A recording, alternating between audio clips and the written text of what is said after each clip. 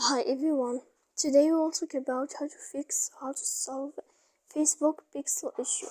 To know how to fix or how to solve Facebook pixel issue, you should just go to settings like this where you click. After that, in this page, you will go to apps, default apps, app settings. When you will see this list, you will go down to find the application of Facebook and you will enter. Then in this page, you will go to click full stop. When you will end this, you will enter to storage. After that, you will click clear cache. Then you will go to click clear data.